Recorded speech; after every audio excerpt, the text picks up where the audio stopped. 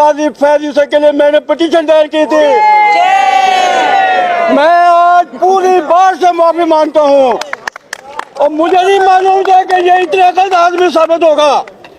पहले ही पिटीशन थी, पहली हमारी थी मोहतरम एतजाज चौधरी एतजाज हासन साहब की पिटीशन थी, जिनकी मैं वकालत कर रहा था।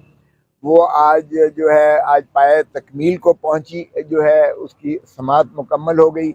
उसमें अटॉर्नी जनरल से जो उन्होंने सवालात किए, उन्होंने जो है 2015 का जो फैसला था डिस्ट्रिक्ट बार एसोसिएशन रावलपिंडी बनाम वफाक पाकिस्तान 2015 में रिपोर्टेड जजमेंट है, जिसमें एपीएस के बाद आर्मी पब्लिक स्कूल के सानहे के बाद जो आईनी तरमीम की गई थी, आईनी तरमीम 21 की गई थी और उसमें सनसेट क्लॉज रखा था कि 2 साल के लिए इसका जो है इतलाक होगा। उसी के कॉरेस्पॉन्डिंग यानी तरमीम की गई थी आर्मी एक्ट में भी, और तरमीम की गई थी और आइन के उसमें तरमीम की गई थी। तो इसलिए वो जब ख़त्म हुआ तो फिर 2 साल के मज़ीद जो है 23वीं आइनी तरमीम की गई थी। तो अटॉर्नी जनरल साहब का मौक़िफ़ ये था कि इस मामले में आइनी तरमीम की ज़रूरत ना है।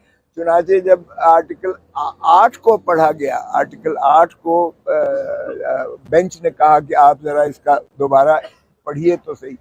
उसकी अगरचे आर्टिकल वो जो 2015 सुप्रीम कोर्ट थी उसके उन्होंने पैराग्राफ 3 पैराग्राफ पढ़े थे, 161 से लेके 165 तक पढ़े गए।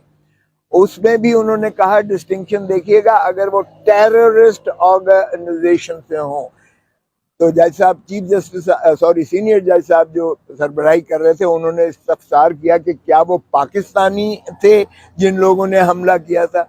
तो अटॉर्नी जनरल, वो तो सबको पता है कि वो हमसाया मुल्क अफगानिस्तान से आए हुए थे दहशतगर्द, जिन्होंने कुछ मारे भी गए और कुछ जो है जिन्हें क्लेम भी किया। तो वो तो सारी जो है हर एक को पता है कि वो दहशतगर्द तंजीम थी जो बैरून मुल्क से आए थे, जो पाकिस्तानी शहरी नहीं थे। फिर दूसरी बात ये थी कि वो मजहबी जो है उस बुनियाद पर एक तंजीम से मुंसलिक थे। तो उसमें उन्होंने कहा कि इसकी डिस्टिंक्शन तो ज़रा देख लें, इसमें भी लिखा हुआ है इन शिकों में भी कि अगर वो बहुत लाइक सिचुएशन हो, यानी एक हमारे पाकिस्तान की पर सरजमीन पर एपीएस स्कूल पर एक हमला किया गया था बैरून मुल्क की जानिब से और दहशतगर्द तंजीम ने किया था जो मजहबी जुनून अपना जो मुतासर थे या क्लेम करते थे।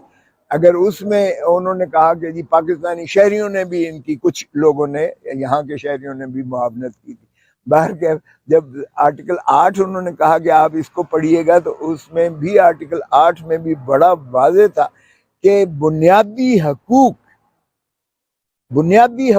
पर कोई कानून जो है बनाया नहीं जा सकता उसके सल्ब करने के लिए। शहरियों के बुनियादी हकूक को इतना तकद्दस दिया गया है कि उस पर आम कानून साजी के जरिए भी कदगन नहीं लगाया जा सकता।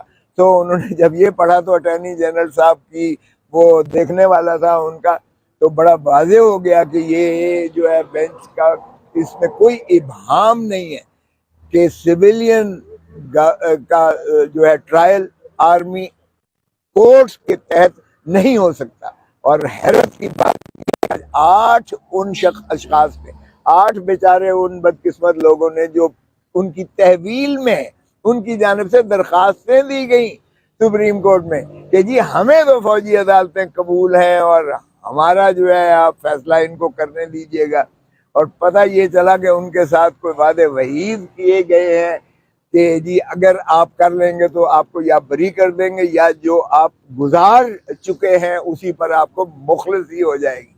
तो इस तरह के अगर आपने जो है इंसाफ के करने और इस तरह से अगर अदालतों में आकर आपने ये देनी है, तो कानून बड़ा वाज़ेह है कि आपकी कंसेंट से भी आप किसी को कन्फर नहीं कर सकते जूरिसडिक्शन, किसी अदालत को, इदारे को या किसी भी मिलिट्री कोर्ट को आपकी मर्जी से भी उनको अख्तियारात तफवीज़ नहीं किए जा सकते। ये कानून की बड़ी वाज़ेह मनतहा है। उनको तो साइड पे रख दिया चीफ जस्टिस अपना बेंच ने।